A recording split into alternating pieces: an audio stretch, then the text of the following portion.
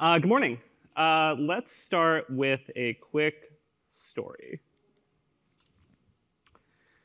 So that's kind of weird, right? Let's see what happened.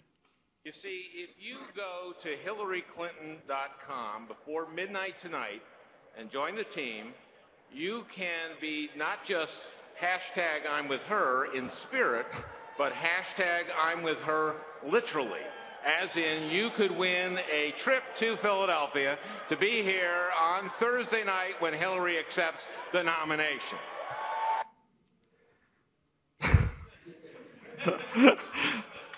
So yeah, my team and I are sitting around the first night of the Democratic National Convention. This was supposed to be a quiet night. We had scaled out all the services. Elastic load balancers were nice and toasty. I was eating a burrito from Chipotle. When you're on a campaign, you don't really know what to expect. You ask your friend Leo from a prior campaign what type of traffic they saw. Didn't write anything down. You get a lot of graphs without X and Y axes. So you ask the campaign's comms team, how many people do you think are going to watch prime time during the DNC? And they tell you, million people. Seems a little low. So you ask another team, and they tell you 10 million people. So you basically know there's between 1 million and 10 million people are going to watch this thing, and you still don't know how many people are going to come to the website. But here's the good part. You did your homework. You had your product teams for months ask everyone that they could find which speakers were going to plug the website, right? So you could be prepared. Senator Al Franken did not give us a heads up. The story of the Franken bump is the story of Hillary for America. Unexpected amounts of traffic at unexpected times in unexpected ways by unexpected people. I'm Michael Fisher. I am currently a software engineer at the Democratic National Committee, but before that, I led the site reliability engineering team on Hillary Clinton's presidential campaign. We ran an immutable infrastructure that grew to 100 services in production, and 80 software engineers, designers, product managers, SREs, and other tech folks. I'm going to talk to you about the easy wins and the challenges of immutable infrastructure. Mostly, though, I'm here to tell you about how immutable infrastructure as our architecture helped us defeat the chaos that comes on a presidential campaign. But first, how did we get here? We often called Hillary for America the world's only nationally televised hackathon. There are a few other organizations where everyone from members of Congress to raunchy comedians, who sometimes are also US senators, to Lady Gaga plug your site and the products you work on. A hackathon, they're fun, right? It's a great recruiting technique. You get a lot of interesting developers. It's also a terrible way to run a tech operation on a campaign. It can't be a hackathon when you have to be ready for Senator Al Franken to plug your site unexpectedly. It can't be a hackathon when you have to scale from 5 engineers to 50 engineers, deploying sometimes hundreds of times a day. So why did I join? Why am I even here? I used to work at Blue State Digital, which was a tech vendor who was the primary tech vendor for the 08 and 12 Obama campaigns. I actually worked there in 2012 and got to witness firsthand the impact that cutting-edge tech can have on a campaign. It really does a lot. So when I learned that I'd only have to take the subway to Brooklyn to actually work on a campaign last cycle, I jumped at the chance. And I live in Manhattan, so that was still a pain. There's 2 ways to measure growth on a campaign: right? People, services, products you're building, the tech you're building. So this is the tech team back in summer 2015. That's 6 months before even the first contest in Iowa. People were not even paying attention at that point, so pretty small team. And then we grew. You win some primaries. They let you hire people. That's the deal. So this is the New York primary. This is spring of 2016, so it's a little bit bigger. We filled out a conference room. And then you have summer 2016. You get even bigger. And I think there were flags because it was July 4th. We didn't always have just a ton of American flags around. This was, I think, around July 4th. So it was right after we got the nomination and right before the Democratic National Convention. After that, we were too big to really fit in one frame, so I don't have any photos. So the scale just kind of explodes, right? So I joined HFA back in June 2015, just a few months after Secretary Clinton announced her candidacy. At the time, there were just a few engineers. You saw them working at HFA. And then there was an external engineering team called the Groundwork. Who are the Groundwork? No, it's not the Illuminati. True to their name, the Groundwork created a lot of what HFA built its tech on. A few of the folks there came from Netflix, so naturally they brought with them a lot of the ideas around immutable infrastructure that we're going to talk about today that informed the way that we did things on the campaign. They provided us with the beginnings of our production environment, our first web page, our first HillaryClinton.com. They gave us some of our core infrastructure, including, but not limited to, our API gateway, the way that we collected money through contribution forms, the way we collected signups, a lot of our engagement tools. Speaking of infrastructure, what did this all look like? The edge, it's a cloud. So the edge was a lot of what my team managed. We used Fastly as our CDN. It was all hosted Varnish. We actually ran more than 3,700 lines of Varnish in production, which is a lot, probably too much. Fastly is where we stored actually the majority of our business logic. So if you were coming to any of our web properties, I think we peaked at like 40 or 50 domains at one point. You were coming through Fastly, and you were hitting our 3,700 lines of Varnish. It handled all of our failover, our regional failover, our caching, and our edge security. From there, static front ends. The vast majority of our apps, nearly 99%, were static front ends, React, JavaScript based front ends deployed to S3. And we're going to dig into the details on how that worked and why it was amazing. After the edge, right, you either went to your front ends or you go to your back ends. So we went to our API gateway, and this is what I was talking about before. There's multiple API gateways because we scaled it out quite a bit. This was built by the Groundwork. It was a Python app that acted as a reverse proxy to all of our microservices. So everything at HFA was, for the most part, a microservice, right, built behind our API gateway running in AWS. From there, service discovery. We loved console. Everything talked through console. We ran 2 console clusters, one in our development environment, one in our production environment. Console did a bunch of stuff for us. It was service discovery, let our machines know about each other. It let our services know that they were healthy, it did health checks. It was also our secrets and key value store. And that was really big, and that's going to come into play later in how we got around some challenges in immutability. We also had a central log service, Datadog. We had Datadog on everything, which gets very expensive at the end of a campaign when you're paying per host. So everything had Datadog, AWS infrastructure. We ran the agent on every single instance. If we were running in Lambdas, we used the API. Every single thing had Datadog instrumentation. Just like with people, there were too many services to fit on one screen. This screen goes on and on and on, but I can't take continuous screenshots. At this point in the talk, you might be asking yourself why a presidential campaign would even have a tech team.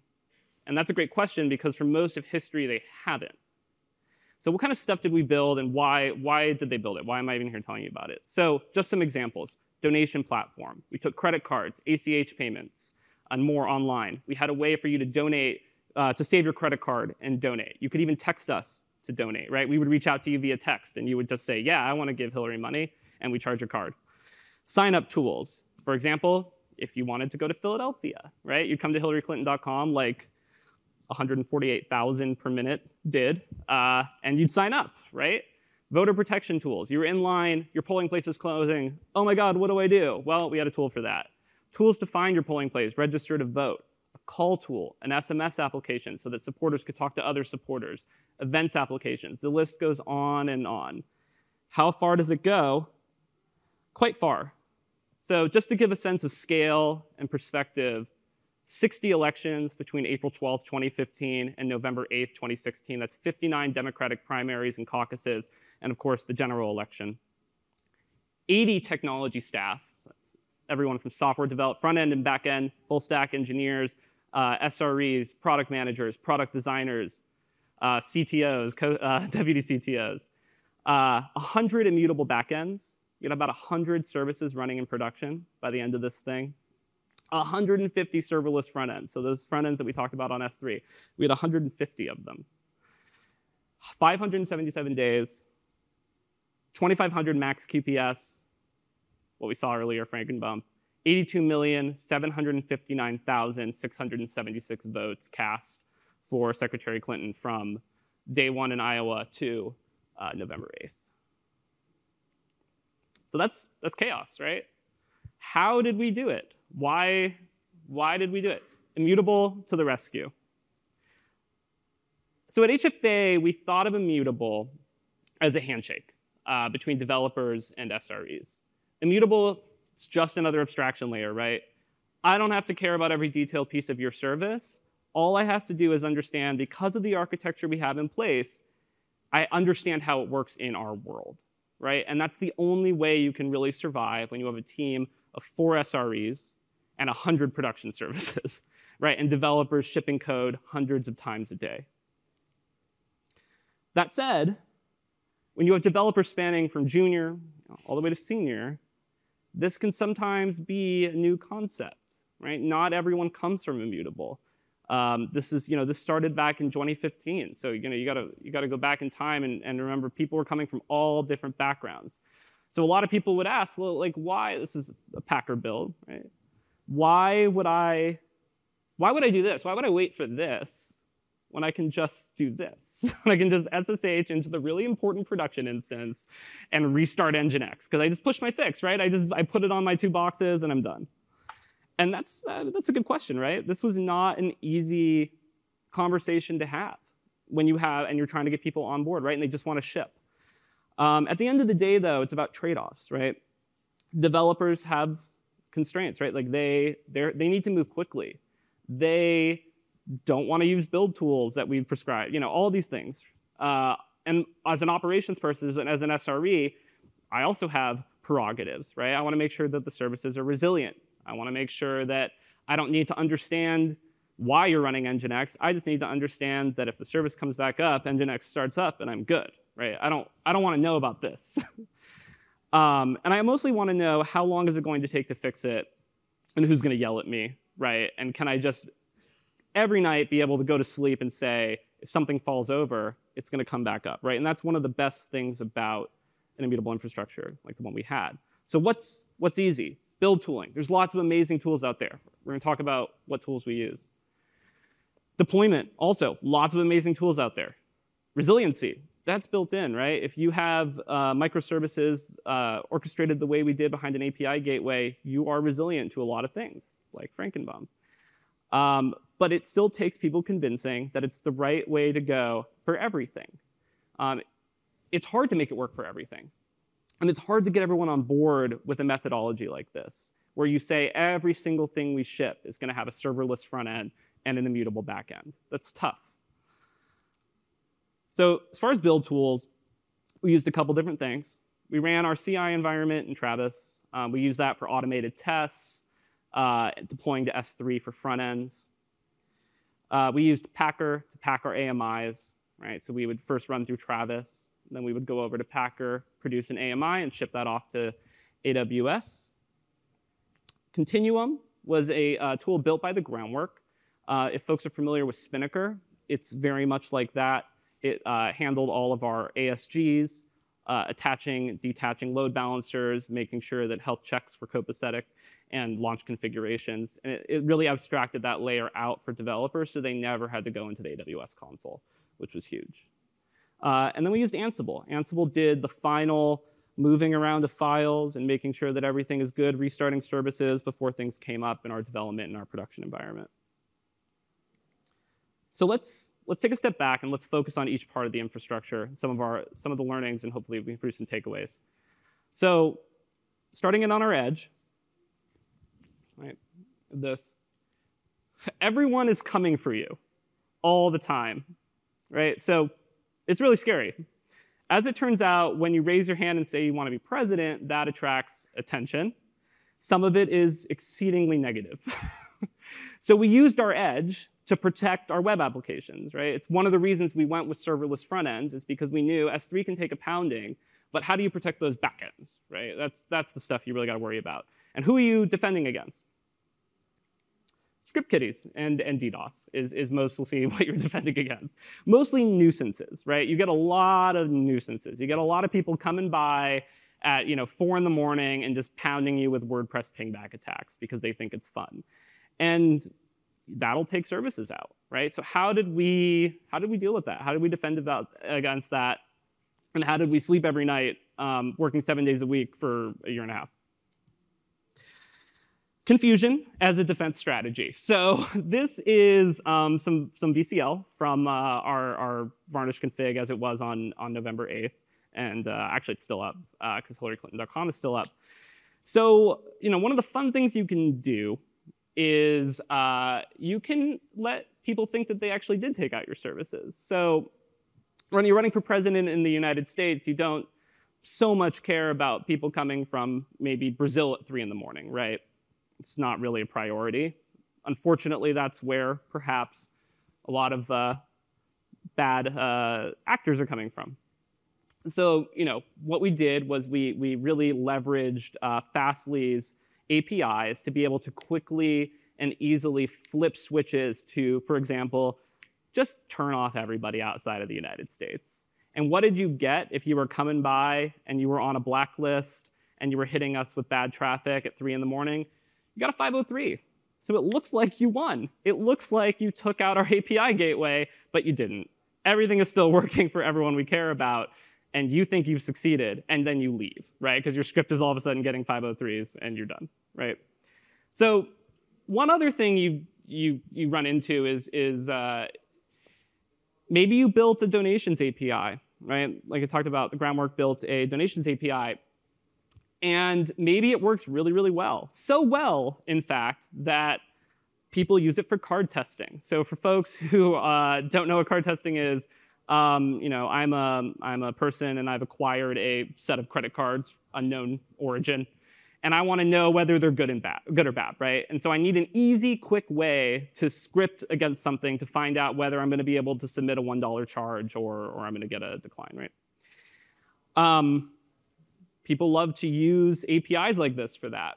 And so we didn't want to be those people, right? That costs money. It makes it look like you're getting donations when you're not. You're getting a ton of declines. It's very confusing. It looks like you're getting donations from all over the world when you can't be. So what we did was we basically, at our edge, right, we decided to just mess with people, right? You just confuse them. You just randomly return, yeah, I charged the card, or that card is bad. And all of a sudden, you are no longer a reliable source for information about whether the credit cards work. And you can do all that at the edge, right? You can do all that serverless in Varnish, and it doesn't touch any of our infrastructure. Doesn't ever hit our API gateway, doesn't ever hit any donation processing, and it's fantastic. Sometimes, though, you do have to just ban people. So the wall was the name of our table that we stored all of the bad IP addresses in, right? We would, if you were a troublemaker, right, we would throw your IP address, possibly your entire IP space, into this blacklist, and you would get an error 819. Because Varnish is fantastic, and you can just make up HTTP error codes like they don't actually exist in reality. And also, if you were a script kiddie with a WordPress pingback army, you would get a forbidden. Well, let's see what that actually looks like. It looks like that. You actually get a forbidden taco.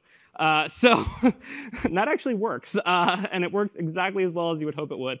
So if you are trying to come to HillaryClinton.com and you're trying to cause problems, there are easy ways to keep you from doing that, right? And you can do that all serverless on someone else's infrastructure, scaled out, available, and it never touches any of your stuff.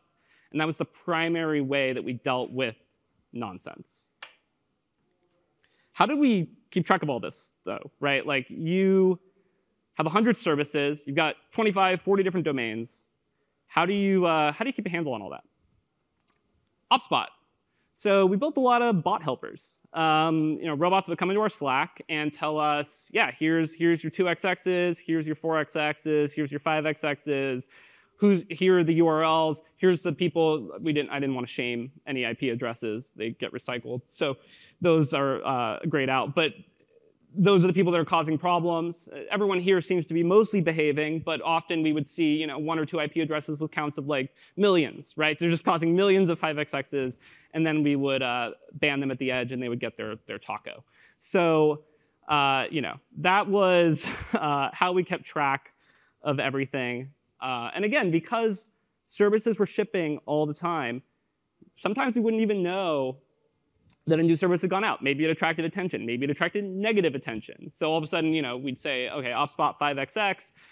And OpsBot would say, like, hey, it's / new service. And we'd be like, we don't even know what new service is. But someone is abusing it. And they're gone, right? And that just takes care of the problem. So returning to our infrastructure, let's talk about serverless. Let's talk about static front ends. This is where we started to convince folks that this was the way to go. We had a service called Onesie. So when you're on a campaign, you have to give everything a cool name. Otherwise, no one will use it. That's just a tip for anyone in the future. So Onesie was our way of making S3 a robust serverless origin. Right? So when you have 150 static front ends, those are your applications. Like, those are what everyone is interacting with on HillaryClinton.com or any of our other domains. So you have to stay organized. You have to be able to move really, really quickly. And that gives us Onesie. So Onesie was 1 part AWS, 1 part Varnish. And it gave us a way to route nearly all of our traffic. So nearly all of our traffic went through, all of our front-end traffic went through Onesie. So what was Onesie? How did it work? What can we learn from this? So Varnish is amazing because you can just easily do things like this, right? You can say HillaryClinton.com/calls actually routes to a single bucket with a subdirectory called calls, right? And you can just do that all day long. And the advantages are numerous, right? So the advantages to using 1 bucket for all of your front ends is just organization, right? IAM keys are standardized. No one has to worry about bucket names. This all just works. Onesie gave us caching, consistent caching, very short TTLs on our front ends so that we were able to make sure that everyone was on the same page about how their JavaScript would cache or their HTML would cache. Paths and query parameters, Varnish, super easy to just munge paths and strip out query parameters, making sure you're not passing that stuff down to S3. And that's the kind of stuff we did in Onesie. And it also, I think most importantly, let us do regional failover really easily. So, most of the world, right, that a lot of people care about lives in US East 1, and that's where we lived also in AWS. But, when you're on a campaign, people start to worry about everything. Right? So you start to have these conversations like, what happens if a hurricane comes 2 days before the election and wipes out Northern Virginia and the federal government? And that's a real conversation that you will have. And you'll say, OK, I guess we'll move things to US West 2 then also, just in case. And so this let us standardize all of our failover to US West 2. And it let us do all of our regional all of our failover health checking at the edge and instantly be able to switch between buckets. In many cases, toward the end, we were actually running out of both regions, and just randomly you would get US West 2 or you'd get US East 1, and it didn't matter because of the way that we did our deploys. So our deploys for Onesie, our serverless front ends, very, very simple. The edge, again, Fastly, we've been over that.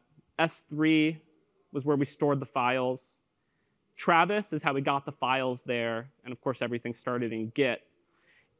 The biggest thing about Onesie that I want to make sure folks are taking away is that static front ends are only getting more and more popular, right? And giving people a way to quickly push to update their application, again, hundreds and hundreds of times a day often, without having to worry about any other piece of the infrastructure is super key.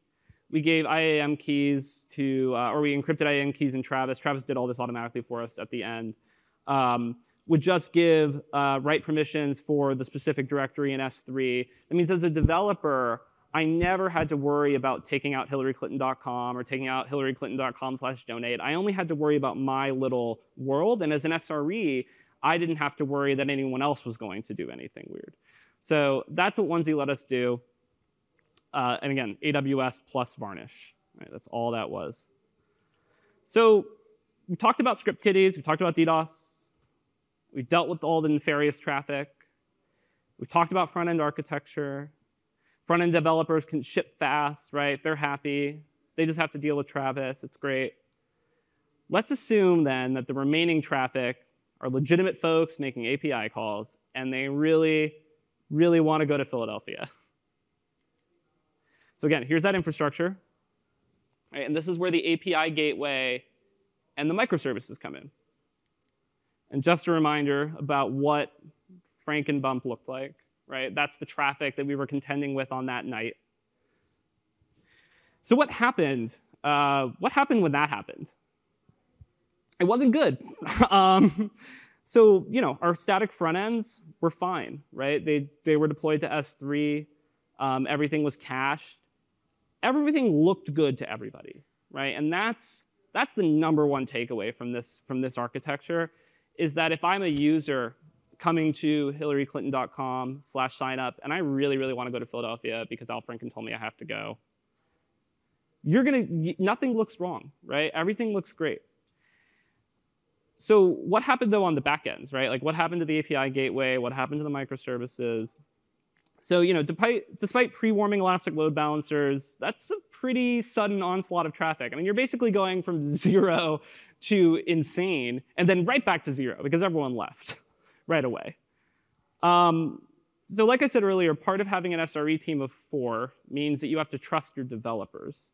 It means that I don't know about all the applications that are making API calls from hillaryclinton.com, and quite frankly, I don't want to know, right? That is the whole contract of this architecture, is you ship, I monitor, and we all understand how this works in our world.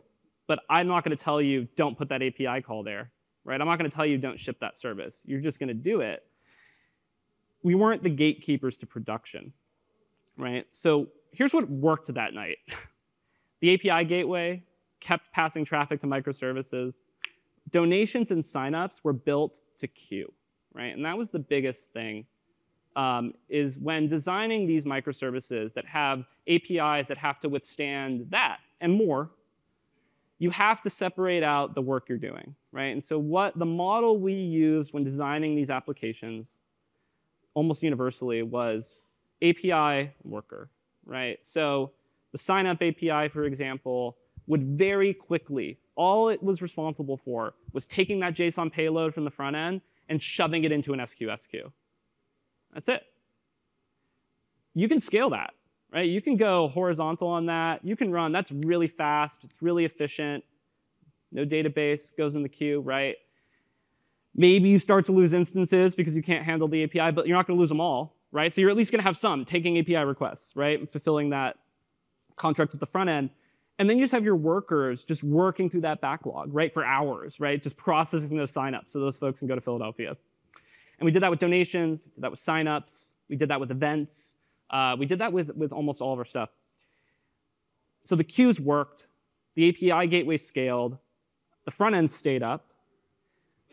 And one of the best things about the immutable infrastructure that we had, and what I think is one of the best reasons to use this in the future, is that as an SRE, there's not a whole lot you have to do when this happens. As a developer, there's not a whole lot you have to do. You have to understand what's happening. You have to understand that you don't have enough instances, right? And you've got to let things auto-scale in the way that you've prescribed, right? But most of what you're doing is sitting back and you're watching your monitoring and you're trusting the system that you built to do its job, right? You know that this is not going to work out well for every single service, but you kind of don't care. Because I don't have to run around and start adding instances. I don't have to start figuring out what's going on. I know what's going on. I'm looking at my monitor and I'm saying, yeah, that's crazy. and the infrastructure is going to scale, and it's going to fix itself, and instances are going to come back up, and they're just going to keep working through that load, or they're going to keep taking API calls, right? And that's one of the most beautiful things about that night, is that we were all talking, right? We were all monitoring, but we weren't trying to troubleshoot because the infrastructure took care of the problem. There's one thing, though, about that infrastructure diagram. So here it is again. 1 week before the Democratic National Convention, we launched a new website. It's exactly what you'd want to do before you get the most traffic you've ever seen in your entire life.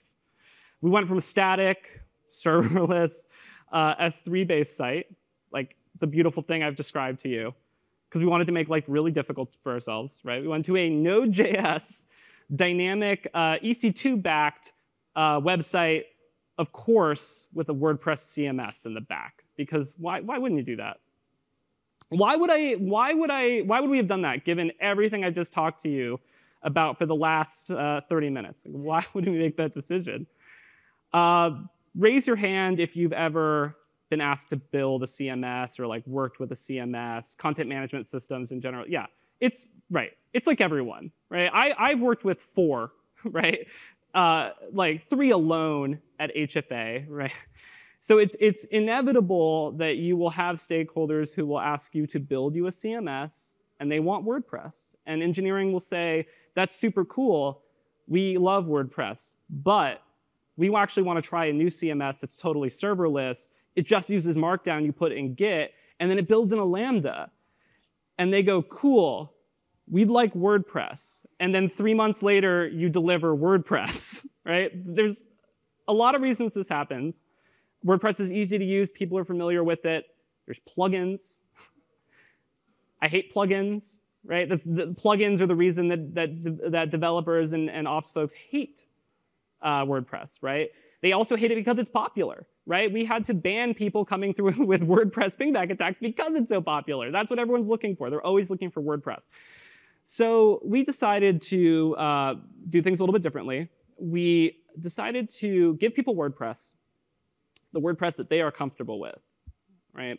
The wonderful CMS.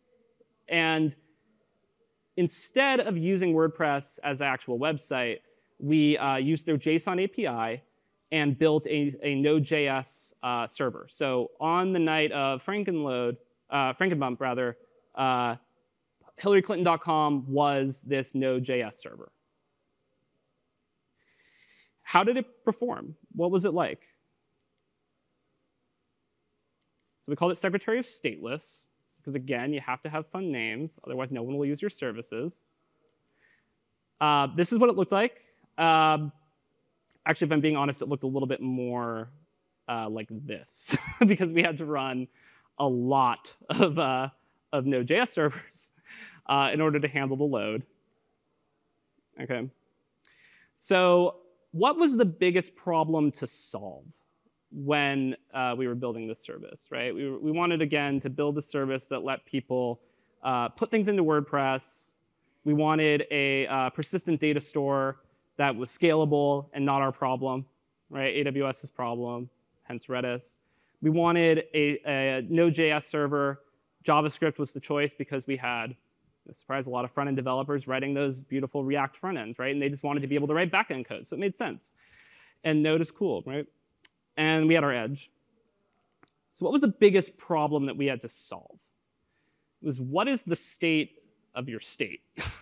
There's too many things moving along here, right? And I don't think that these types of applications are naturally lend themselves super well to Immutable for a couple reasons. The first is CMSs are all data, right? And that's easy. You put that in a database. But then you've got to produce a website. And when you produce a website, you've got these crazy things like templates. And you have other data from the front end. And you have to combine all that to create this website instantly across 19 or more node servers. And you have to do all that, making sure that everything is consistent. And that if any service, or rather if any instance falls over, that it comes right back up with the right version of the data and the right version of the templates, right? That was the problem we had to solve. So each piece of this was pretty straightforward. We had MySQL as a database for WordPress. That's not a controversial choice, I think, by any means. Scaling it wasn't an issue. We ran Aurora in AWS. It had just come out pretty recently. Quite frankly, we didn't know how it worked, but it seemed to replace MySQL pretty well. Toward the end, we learned about its read-only endpoint support and moved toward a lot of that stuff, which was really awesome. We're able to separate out the writes from the reads, which was cool. WordPress is a beast, right? Developers made a decision to use it because custom fields, right? Everyone wants these beautiful custom fields. This is great because you're using, because you can give them that, right? We used a plugin that stored all the custom field data instead of in separate columns. It stored everything as one big JSON blob in a single column, which sounds great if you're pulling it out as JSON. It also produces some insane MySQL queries like I've never seen before. So pulling data out of WordPress was essentially a non-starter without caching it, right? So what we ended up doing was instead of pulling it out of WordPress, we ended up pushing it into Redis. So every time someone published a page on the site, it would go into Redis. And Redis is great because if you're a Node.js server and you are simply taking templates and you're combining data with templates, and you're getting a page request, and it's /foo/bar, I go to Redis, and I say, give me the value for foobar, and I get the JSON right back, right? So it's the perfect key value store for something like this. From there, again, console, and I'm going to talk about how we used console to solve our biggest problem in a second. And we stored all of our templates in S3. So that meant that that if you were a developer, you could make changes to your templates and push them up to S3, and that would be it. So how did we solve this problem of the state of the state? So we abused S3, console, and ELB health checks to figure out what everything looked like at all times, right? This is like, I think, a very big immutable hack. So the biggest fear in the design of this system from my team was how does it hold up to Al Franken, right? How is it going to stand up to an onslaught of traffic that you don't know about? And you have to kind of assume that it won't, right? That was my team's mantra, was just assume that your services aren't going to, and make sure that you're building them in a way that when they come back, as they do, everything is in sync and all the state is consistent across your stateless machines, right? So that's one of my big concerns, right? Second concern from developers is how am I going to get template changes out there, right? Template changes are huge on a website, right? Digital team wants a button moved from here to here. They want this text changed over here. This happens, on a busy day, tens, maybe 50 times a day, right? So how do you do that? How do you get those templates to S3? How do you get them onto the machines and make sure everything is consistent? And remember, hacking an AMI takes time, right? So you can't do that. So what we did was we leveraged S3 to store all of our templates, right? So you would make a template change, you would push it up to S3 through Travis, and it would get tagged with a version. When you published a page, or rather when you were ready to publish new templates, you'd go into WordPress and you'd say, this is the version of templates I want. I'm ready to go. And I'd click OK. That would write the template version to console. Console was basically our highly available cluster that always told us what the right thing was. It was the canonical source, basically, for our state. So console then knew, OK, these are the right templates that I have. How did we abuse ELB health checks? So this is actually the code that did it. This is a bit of an anti-pattern, right? ELB health checks probably should be like, real quick, is my service up? What we did instead was we had the ELB health check be responsible for basically controlling all this, the state of our world, right? We said, OK, there's two things you got to be in the ELB. If you're an instance serving this website, you got to be up, you got to be taking traffic, right? You got to be responding to like just /health and giving a 200 OK. But that's not good enough. You also need to have the right template versions. So ELB health check would kick off every 5 seconds. It would make sure that the version in console matched the version of the templates on the box. And if it didn't, because cron broke or something, which is a terrible That'd be horrible. We should all just go home if that happens. But sometimes things would happen, right? They don't get pulled down. There's some sort of error in the templates. So what would the ELB health check do? It would just pull that instance from rotation and take care of the problem. So we basically just co-opted ELB health checks into managing the state of all of these node servers. And it worked. That was the thing that withstood traffic on nights of the DNC perfectly. We attained a 97 to 99% cache hit rate on that service through Fastly just by being really smart about the way we were updating things. And when it did get traffic, it handled 200, 500 QPS, no problem, always serving the right templates. And when it wasn't, that instance would just come down and we'd start over. And that was the beautiful thing about fitting this into Immutable. So some takeaways.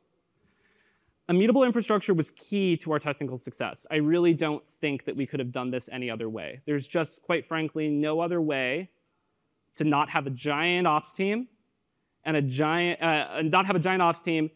team of the size that we had and wanted to grow to, and not have that contract in place. There's no way I could know what was going on in every single service, and so this was perfect. We were able to move quickly, but we were resilient against failure most of the time, right? It takes more effort to apply Immutable to everything you're doing. Like, applying Immutable to something like what you just saw is not simple, right? You kind of have to work. You got these workarounds, but it's totally worth it. And ultimately, developers like the handshake between SRE and dev when it comes to Immutable, because I'm not the gateway to production. I'm not telling you not to ship it. I'm just saying that thing better be stateless. It better fit behind that API gateway. And if you want a front end, it better be serverless.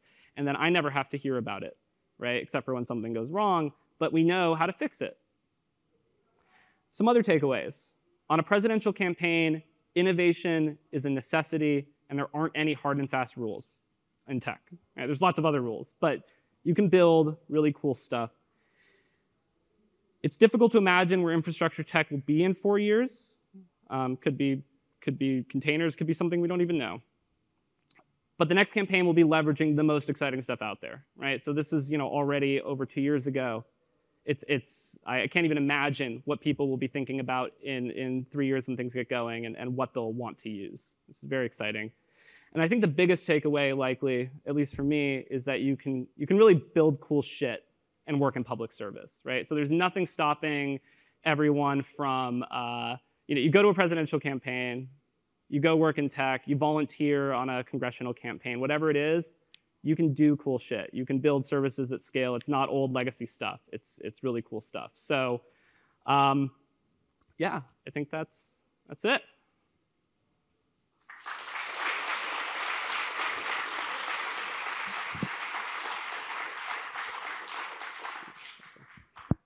Thank you, Michael. I think we have some time for some questions. We do want to keep things away from the political sphere and towards the technical sphere. So if you have any questions, feel free to raise your hand.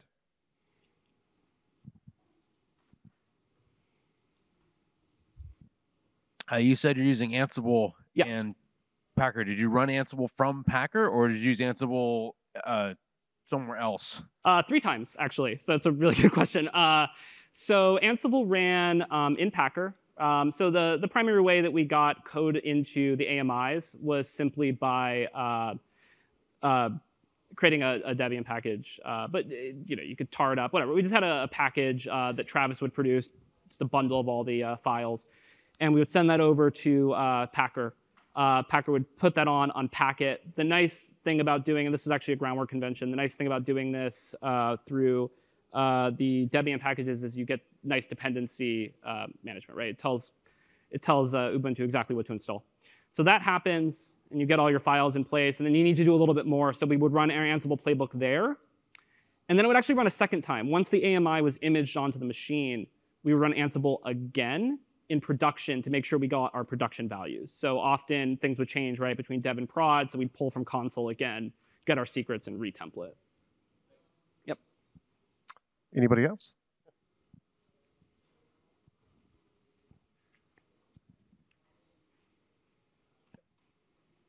It sounds like one of the big reasons you're able to handle that huge spike was your kind of message queue kind of situation where you built these things up in the back end. Was that more important to handling that spike than the immutable architecture, the immutable backends, or how did the immutable part play into that?